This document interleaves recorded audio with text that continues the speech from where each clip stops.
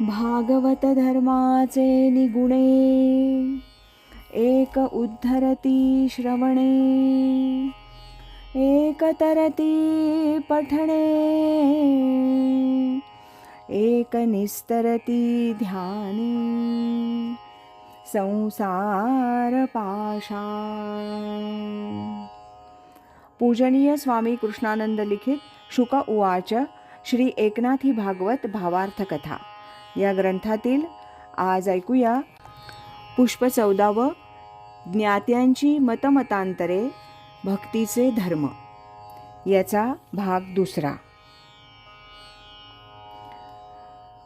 श्रीकृष्ण म्हणाले, उद्धवा, सर्व शास्त्र धर्म हे मूळ वेद तत्वज्ञानातूनच निर्माण झाले आहेत आणि वेद तत्व हे मानवाला ब्रह्मतत्वापर्यंत नेतं हे पण सत्य आहे. मी ब्रह्मदेवाला वेद सांगितले, ब्रह्मदेवानं ते मनूला सांगितले, पुढे मनूपासून अनेक ऋषीजनांनी ते ज्ञान ग्रहण केलं, तेच त्यांनी आपल्या शिष्यांना सांगितलं. शिष्यगणातील ज्ञानी पंडितांनी ते सुलभ करून सामान्यांपर्यंत पोहोचवलं हे खरं आहे. त्यासाठी त्यांना धर्मशास्त्र, विधी, आचार, मार्ग सांगितलेत. हे विधी मार्ग त्या मूळ तत्वापर्यंत पोहोचत नाहीत हे तितकंच सत्य आहे. असं कसं होईल? उद्धवानं मध्येच प्रश्न केला. त्यावर भगवंत किंचितसे स्मित करीत म्हणाले, उद्धवा, माझं विधान वरकांती चुकीचं वाटेल पण ते सत्य आहे. अरे, हे ज्ञानी पंडित, चिकित्सक सर्वजण त्रिगुण प्रकृतीत वावरत असल्यानं त्यांच्या निवेदनात त्रिगुणांचा आविष्कार येणं स्वाभाविक आहे. त्या त्या गुणाप्रमाणे त्यांची निवेदनं, विचार प्रगट करणारी असणार हे उघड आहे. उद्धवा, म्हणूनच त्यांच्यात सांख्य, मीमांसक, देहात्मवादी तसंच नीतिशास्त्रकार, पंथ वा भेद दिसून येतात.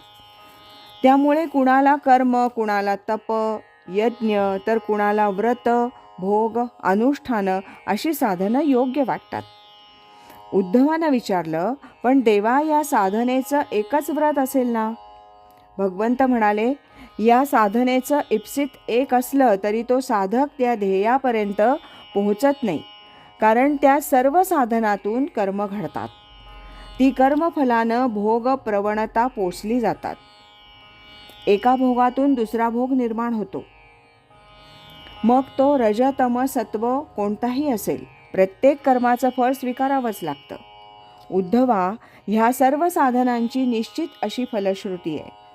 त्यातून विषय विकारांचं निर्मूलन होत नाही आणि जोवर विषयांचा त्याग होत नाही तोवर तो साधक नित्य निरंजन अशा माझ्या सायुज्यतेपर्यंत पोहोचत नाही.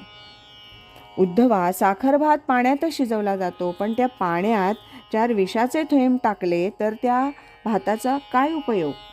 तो मरणालाच कारणीभूत होणार, असं हे आहे. मग देवा, हे धर्म, शास्त्र, विधी, कर्म हे सर्वस्वी त्याज्य आहेत असा तुझ्या म्हणण्याचा अर्थ घ्यायचा का? उद्धवानं सामान्य जनांचा प्रश्न विचारला. श्रीकृष्णाने एकवार उद्धवाकडं दृष्टिक्षेप टाकला. त्यांना हे उमजलं की हा प्रश्न उद्धवाचा नाही. उद्धवाची दिनचर्या ही शास्त्रविधीला धरून होती हे त्यांना माहिती होतं. सर्वसाधारण जनांचा गैरसमज दूर करायच्या उद्देशानं ते म्हणाले, नाही उद्धवा, मला असं म्हणायचं नाही. किंबहुना कोणताही ज्ञानी असं विधान करणार नाही. उद्धवा, ही धर्मशास्त्र माझ्याच प्रेरणेनं ह्या विद्वान ज्ञानी पंडितांनी सामान्य जनांसाठी तयार केली आहेत. प्रत्येकानं त्यातील साधनांचं अवश्य आचरण करावं. त्यावेळेला मनात भौतिक विषयांचं बंधन नसेल तर तो आचरण करता सायुज्य मार्गाचा निश्चित प्रवासी होतो, यात शंका नाही. उद्धवा, साधकाच्या मनातील भोगासक्ती जाऊन माझ्या स्वरूपाची त्याच्या मनात प्रेमासक्ती निर्माण झाली की अंतरात माझी भक्ती प्रगट होते आणि अशा भक्तालाच पुढे आत्मज्ञान प्राप्ती होते. तीच सायुज्य मुक्ती होय. आत्मज्ञान होणं हेच भक्तीचं खरं लक्षण आहे.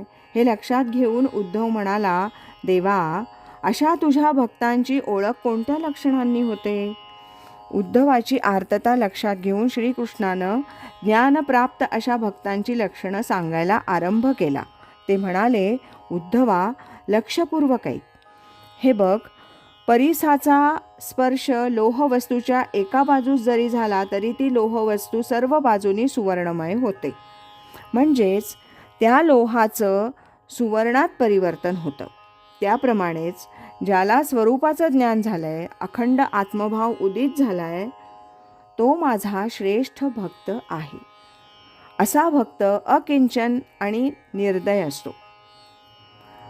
त्याला मी जीवनमुक्त करतो, कारण त्यानं आपलं चित्त मला पूर्णपणे अर्पण केलेलं असतं. ह्या अवस्थेत त्याच्या मनात कोणतीच कामना नसते, त्याला कोणतीच आसक्ती नसते. इंद्रासनासारखं ऐश्वर्य मिळालं तरी तो ते तुच्छ मानतो, किंवा त्याला तपसाधनेतून काही सिद्धी प्राप्त झाल्या तरी तो त्यांचा धिक्कार करतो. माझंच नाम, माझंच काम आणि माझंच धाम, हेच त्याचं जीवन होतं. उद्धवा, व्यावहारिक लोक त्याला वेडा, अजागळ असं समजतात, पण अंतरंगी तो माझ्याशी नित्य एकरूप झालेला असतो. उद्धव मध्येच म्हणाला, म्हणजे बाह्यरंगी वेडा आणि अंतरी शहाणा असा तो भक्त असतो. त्याची कर्मधर्म तो सोडून देतो का? उद्धवाच्या प्रश्नावर श्रीहरी म्हणाले, नाही, उलट आता त्याची सर्व कर्मधर्म अधिक शुद्ध भावनेनं होतात. त्याची ती अनन्यता, चित्ताची प्रसन्नता, त्याची वृत्तीशून्यता, निरपेक्षता हीच मला इतकी भावते की मीच त्याचा भक्त होतो. त्याच्या सदनीचं कोणतंही काम मी त्यानं न सांगताच आनंदानं करतो. आज इतकंच. यानंतरचा तिसरा भाग आपण उद्या ऐकूया.